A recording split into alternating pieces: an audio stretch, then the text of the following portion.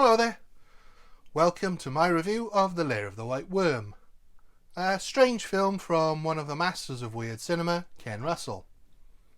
Very loosely based on Bram Stoker's novel of the same name, the original book was, putting it mildly, not quite as well received as Dracula, and this is the only adaptation of the book on screen, although there is very little beyond the title that Russell chose to include.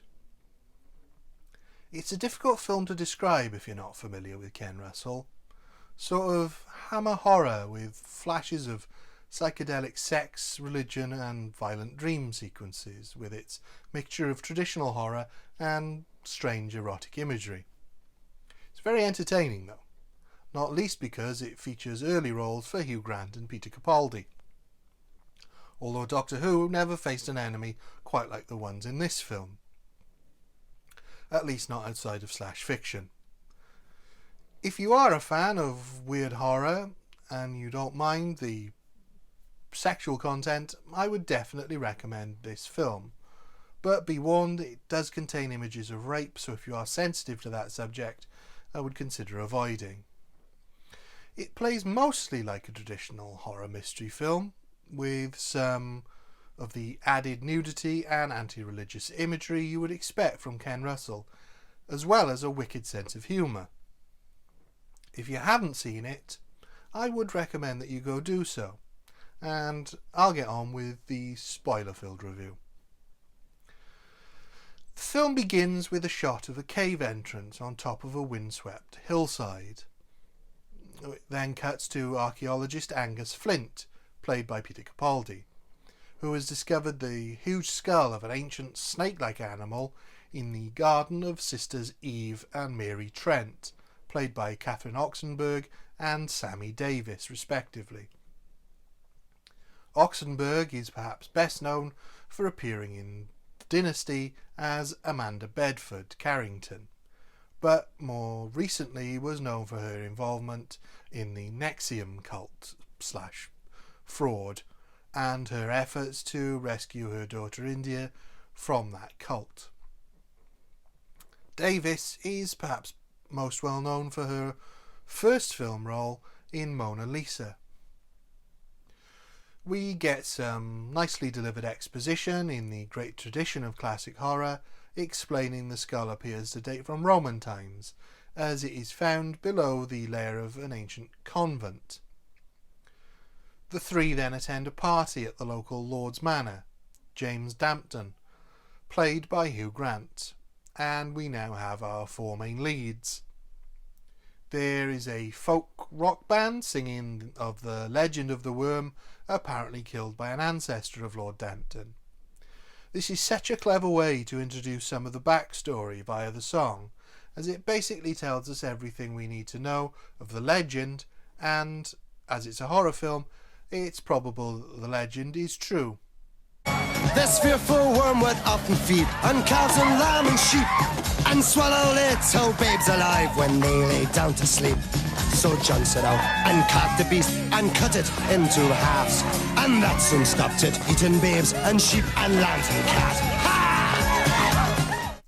This brings the two stories of the Roman snake skull and Lord Dampton's defeat of the worm many centuries later together. Things get a bit more Ken Russell-y after this, with a buffet of seafood that not only looks absolutely disgusting, but is all a bit on the nose. A fish head that looks like a worm, a plate of noodles masquerading as pickled worms, some octopus tentacles that look like worms, and a green jelly so Russell can light the scene with a green light. The snake worm imagery is not in the least subtle. Grant's Lord Dampton is the very epitome of the English fop. His accent is even more posh than usual, and his upper lip is so stiff you could use it as an ironing board. You ready digging up my farmyard? Yours? Yeah, the Trent girls are my tenants. I'm sorry. Don't give a damn, have fun. But he's very down to earth and personable, and gets on well with Capaldi's Angus, who is also drawn in broad strokes as a specky academic who wears a kilt, just in case you didn't know he was Scottish. If you forget he's Scottish, it's mentioned many more times during the film. Turns out Lord James knows a bit more about the myth of the Dampton worm and how the worm was actually closer to a dragon or giant snake. On their way home, Mary explains to Angus that her parents vanished walking the very path the two of them now take back to the Trents farmhouse, past the Temple House Manor. They hide from a strange sports car that slowly passes. It's on its way to Temple House, the stately home of the mysterious Lady Sylvia Marsh, played by Amanda Donohoe. When they get home, the local sergeant is waiting for them, played by character actor Paul Brook, perhaps most famous for playing the Rancor Keeper in Return of the Jedi, but a regular feature of British film and television. A pocket watch has been found by potholers in Stonewich Cavern, and Mary confirms it belonged to her father. While investigating the car at Temple House, the sergeant is bitten by a snake and meets Lady Sylvia at exactly the same time, who is staying at her house earlier than usual. Worth noting that these uniform badges also resemble snakes. Do not play a drinking game every time there is a reference to snakes. You will die. The next morning, Lady Sylvia goes to the empty Trent house and finds the skull, which she fondles and then steals. At this point, nothing spooky has really happened, but the way the tension has been built up so well and has been entertaining as a run-up for the eventual horror, it's doing a really good job. Of course, the lack of spookiness changes immediately as Lady Sylvia spots a crucifix on her way out and reveals herself to have snake eyes, snake fangs, and spits venom onto the cross as she hisses at it. Turns out she's really a vampire snake lady. She leaves and Eve and Lord James return and find the pocket watch. As Lord James prepares to leave and Eve goes upstairs, she notices the venom, and when she touches it, we get our first big Russellism. Eve sees herself as a nun worshipping actual Jesus on the cross with other nuns in the ruins of the convent before they're attacked by Roman soldiers, while Lady Sylvia, in full snake form and a giant white snake, watch on. It's the first of several visions that are sadly very cheaply done, and it looks a bit more like a music video for the band Gua than an integrated part of this film. There's a really good dream sequence later on that has none of the Ken Russell cheapness, and while that sets it apart as a dream sequence rather than a vision, it doesn't take you out of the film as much of these vision sequences do. Anyway, the hands on her father's pocket watch now resemble a snake, and she recalls the vision to Lord James. Lord James remains calm, and he asks if it resembles the mosaic, which seems to have appeared in the pit that Angus has dug. It does. Mary and Angus return to discover the skull gone, and Lord James leaves. He passes a hitchhiking teenage Boy Scout, who is then picked up by Lady Sylvia. She takes him back to hers, where they, of course, play snakes and ladders, while she seduces him. He starts playing the harmonica, which puts her into a trance. When he stops, she breaks out of it and takes the harmonica off him. Eventually, she bites him in a place only Ken Russell could think of being bit, which paralyses him because she's a snake. It's a sequence largely played for dark laughs, but also adds some original lore to this vampire snake mythos, with her having a weakness for certain music and the need to feed like a snake. She worships snake god Dionin and is planning to bring him back to full strength. Lord James interrupts the feeding and we get a traditional hero meets villain without knowing she's the villain scene. When he returns home, he has the dream sequence I mentioned earlier, which is surprisingly relevant to the story with its symbolism, although does feature Lady Sylvia and Eve wrestling because this is still a Ken Russell film. He's woken by his butler Peters, played by Zedkar's Stratford Johns. He realises the cavern the watch was found in is the same one from the legend of the Dampton Worm. I don't think the dream sequence was needed for this realisation, but it does give it some character. He, Angus and the Trents then go looking in the cavern. The Trents stay at the cavern mouth as Angus and Lord James examine some erotic cave art of a woman with a penis, which will of course be relevant later on.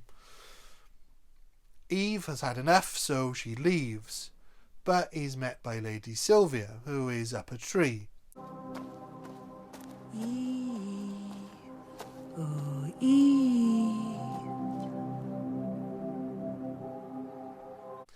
The biblical symbolism pretty blatant as she hypnotises Eve. Yes, Eve. Come with me and take your ease at Temple House a while. Where she says Eve is the reincarnation of one of the nuns from her earlier vision. Oh, and Lady Sylvia is completely nude on a sunbed with a big phallic carving while she does this, because Ken Russell. She wants Eve because she's looking for a virgin to sacrifice to Dionin. Back at the Trents' farm, Angus and Lord James recognise the name Dionin. Lord James speculates about what might be going on and pretty much gets everything spot on.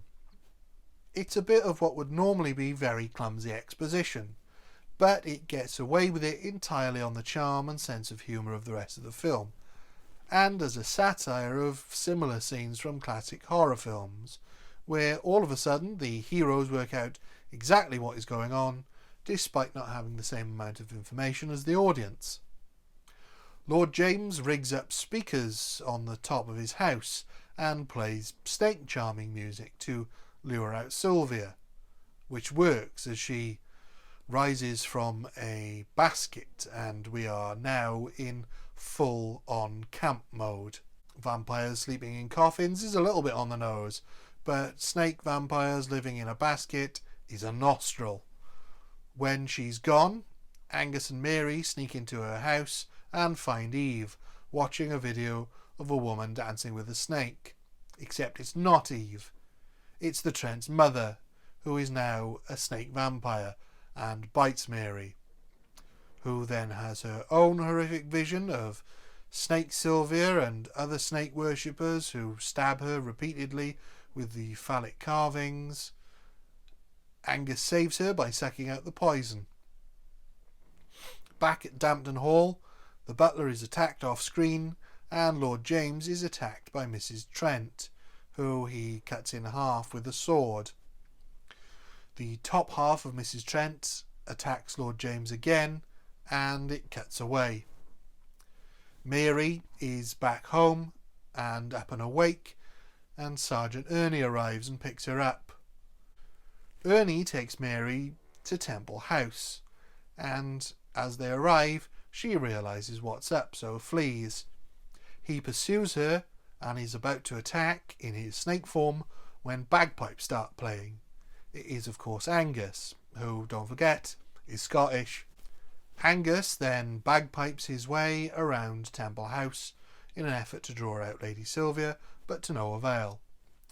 He then injects himself with anti-venom before releasing a mongoose who reveals the location of a almost completely naked Lady Sylvia, who attacks and bites him, paralysing him. She then takes him to where Mary and Eve are both chained up in her basement / cave dungeon. She leaves the skull over a giant hole in the ground, and Lord James is in the cavern pumping in poisonous gas, having seemingly escaped his encounter. They can hear him from where they are. Lady Sylvia comes back and begins a ceremony to wake Dionin and sacrifice Eve to him. She's also wearing the phallic carving on a chastity belt come strap-on, but before she can finish the ceremony, Dionin appears early, making his way towards them, so she begins to cut Eve loose to drop her into the hole and feed her to Dionin.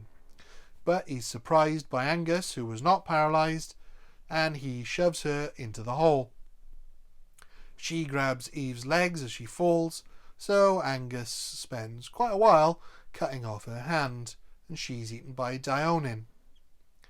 Angus rescues both the girls, then throws a grenade concealed around about his sporran into Dionin's mouth, which explodes, apparently killing Dionin. He gives Eve the antivenom and then meets Lord James at the Trents. As they talk, the phone rings and Angus answers it. It's the lab Angus got the antivenom from. He was apparently given arthritis medicine by mistake instead of the antivenom. He hangs up the phone shocked and looks in the mirror, wondering if he has succumbed. He goes out to meet Lord James, who invites him for a bite. He smiles and the film ends.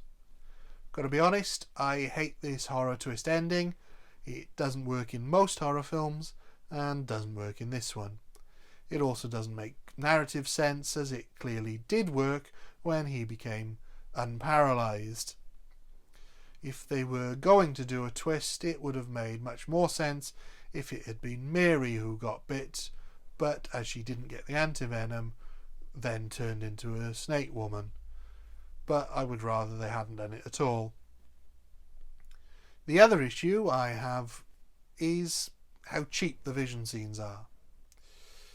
With a bigger budget, they probably would have looked too horrific to actually be used in the film, but I'm never quite sure if Russell intends these sorts of scenes to look cheap and out of place on purpose, or just doesn't care.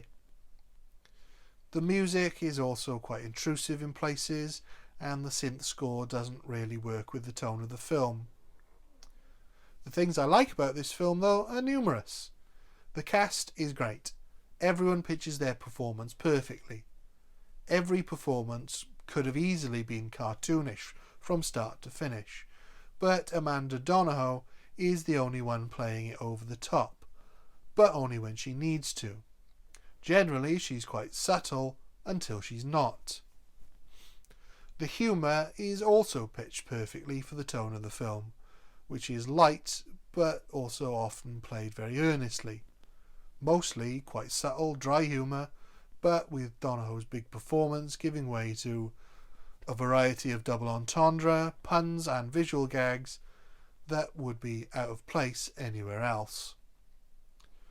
With the exception of the visions, it's beautifully shot from start to finish, and by the time we get to the big special effect worm snake thing, it's forgivable that it isn't very realistic.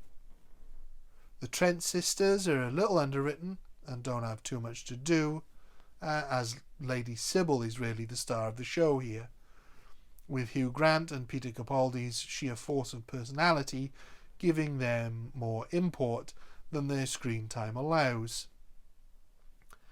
It's hard to pin down exactly what the themes are, as there are so many different themes never quite fully explored. Is it about familial legacy, religion, class, education, sex, sexuality? Well, yes, it's about all these things in small doses, but it's mostly just a bit of fun. It's a bit like a Ken Russell best of, his version of The Tempest. What's really tricky about this film, though, is that if someone else had taken a pass at the script and toned down some of the Russellisms, it probably would have been considered a modern comedy horror classic with great original lore, great plot, and great characters, with an absolutely superb folk rock song thrown in to boot. But it wouldn't be nearly as much fun. and it wouldn't stand out from the slew of horrors made at the time. Its biggest positive and its biggest negative is Ken Russell's unique style. I'd love to see someone have another go at this and explore more of the plot strands left dangling and the lore more deeply explored without the Ken Russellisms, but I've got a feeling it just wouldn't be as much fun to watch. Having said that, because it exists in almost its own unique category, I would have to call this nothing but the best. Thank you. Goodbye.